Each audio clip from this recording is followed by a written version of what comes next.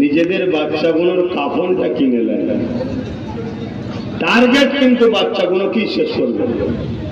দিদি বলেন কেন? যাতে নতুন প্রজন্ম উঠে না দাঁড়াতে পারে। কথা মাথায় ঢুকছে?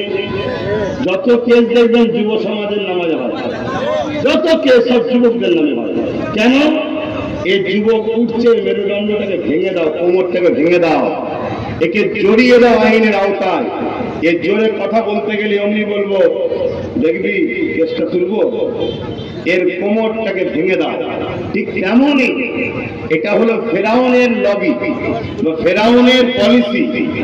মুসা আলাইহিস সালাম যখন দুনিয়ায় আগমন করবেন, একজন কেউ গণককার, আমরা গণককার মানি না, ফেরাউনকে জানিয়েছিল যে একজন সন্তান জন্মগ্রহণ করতে চলেছে, যে সন্তানটা তোমার এই অন্যায় অত্যাচার শোষণের রাজ ক্ষমতাকে মিটিয়ে দেবে।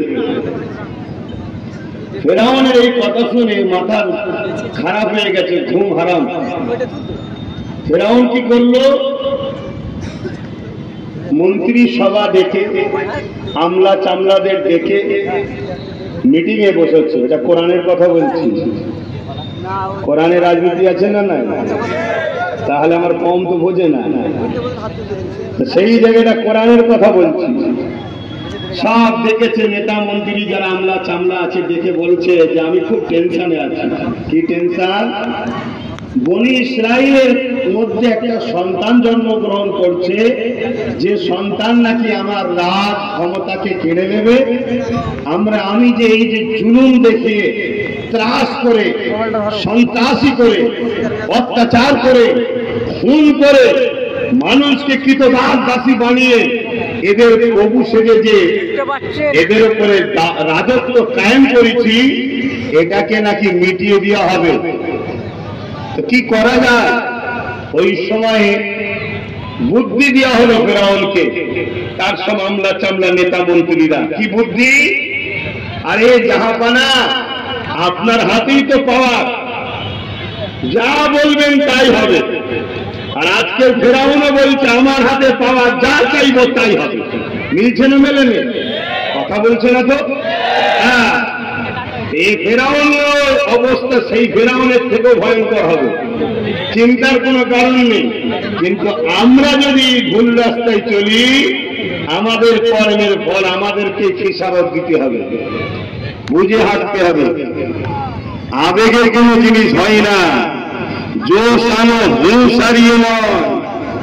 মুখ ভর্তি দাঁড়িয়ে, মাথায় টুপি, 5 ওয়াক্ত নামাজি মানেই যে সে মুসলমান এমনটা নয়। 17 বছর ঢাকার মসজিদে ইমামতি করেছে, 17 বছর পর ধরা পড়ছে সে একজন খ্রিস্টান। আমার কথা মাথায় ঢুকছে? হঠাৎ করে দেখবে চলো বলে নিয়ে যে এমন একটা জায়গায় জড়িয়ে দেবে, ব্যাস ছিলে কড়াতে, এবারে পড়লো চুলোতে। একটু বুঝে বুঝে গেম তৈরি করো। যে কোনো জিনিসের একটা ব্লু প্ল্যান তৈরি হয়, দেখেছেন না? এই মসজিদ তৈরি করার আগে, বাড়ি তৈরি করার আগে, মাছ তৈরি করার আগে একটা ইঞ্জিনিয়ারের কাছে যে প্ল্যান তৈরি হয়, একটা নকশা তৈরি করে নেওয়া হয়, তারপরে সেই জায়গা থেকে আস্তে আস্তে তৈরি হয়। তা আমাদের একটা ব্লু প্রিন্ট তৈরি করতে হবে, তৈরি করে তারপরে আগাতে হবে। ব্লু প্রিন্টটা যাত্রার কাছ থেকে করলে হবে? ভালো ইঞ্জিনিয়ার দিয়ে করতে হবে, যে 500 বছর পরের কথা ভাববে। 500 বছর পরে এই এলাকার রাস্তা অনেক উঠতে পারে, বিল্ডিং থেকে কতটা হাই করা দরকার, এই এলাকায় নদী নালা আছে, কিরকম পানি আসতে পারে, সব কিছু পরিকল্পনা করে একটা তৈরি করে দেবে। কথা মাথায় ঢুকছে? হ্যাঁ। তো ফেরাউন,